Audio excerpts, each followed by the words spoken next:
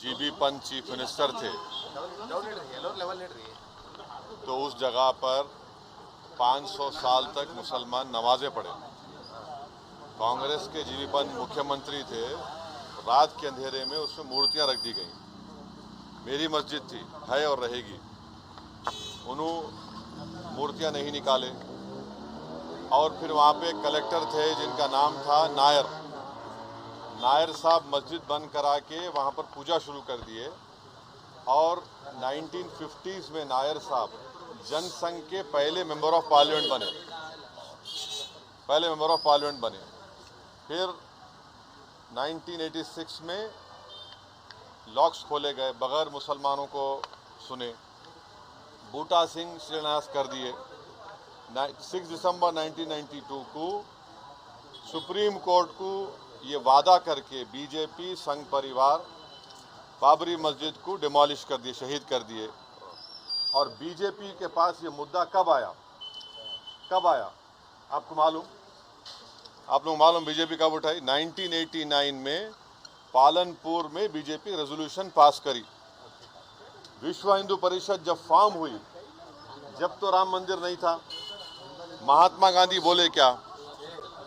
महात्मा गांधी इस बारे में बोले, उन्होंने तो बहुत बड़े, उन्होंने तो हे राम बोल के मारने वाला गोली मारा उनको, गोडसे, उनके ज़बान से ही तो निकला था। वो बोले क्या? नहीं बोले।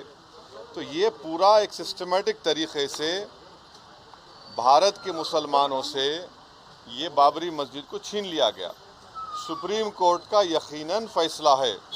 सुप्रीम कोर्ट हमारे मुल्क की आखिरी एपेक्स कोर्ट है।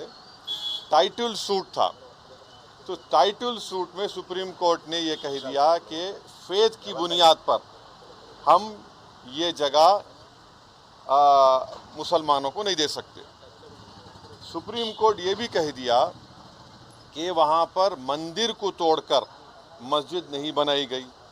ये सुप्रीम कोर्ट ने कहा उस जजमेंट में।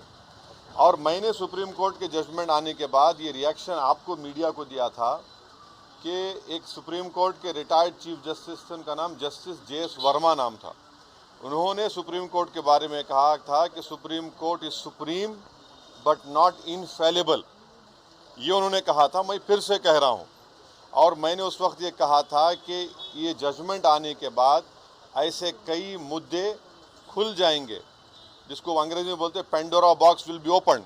और आज आप देख रहे हैं कि हर जगह पर संघ परिवार जाकर ये बोलता है कि नहीं, यहाँ पर मस्जिद नहीं थी। ये मेरा मानना है, ये मेरा बोलना है, हम ये बोल रहे हैं। अगर जीबी पंत मूर्तियाँ हटा देते तो क्या आज ये दिन देखना पड़ता हमारे को? अगर 1986 में ताले नहीं खोले जाते तो क्या आज ये दिन आता? क्या अगर 6 दिसंबर को बाबरी मस्जिद डेमोलिशन नहीं होता तो क्या ये दिन देखना पड़ता? ये सवाल है हमारे, इसका जवाब कोई दे ही नहीं रहा है। और फिर ऊपर से जो अपने आप को सेकुलर बोलते हैं, वो बोल रहे हैं कि दिल्ली का मुख्यमंत्री और जो अलायंस में है, हम हर ट्यूसडे को सूरजकंड पाठ और हनुमान चालीसा स्कूल में, गवर्नमेंट स्कूल में पढ़ाएंगे। गवर्नमेंट स्कूल का कोई रिलीजन होता है क्या? हाँ, अभी तो सबका झगड़ा चल रहा है।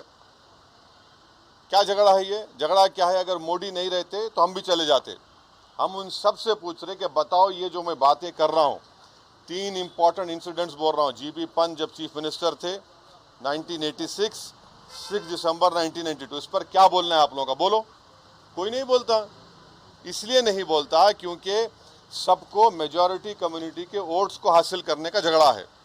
और नरेंद्र मोदी ये काम करके मेजॉरिटी वोट्स को कंसोलिडेट करना चाहते हैं और इससे एक पैगाम दे रहे हैं भारत के मुसलमानों के कि आपका भारत की पॉलिटिक्स में आपका क्या मुकाम है, आपकी प्लेस क्या है।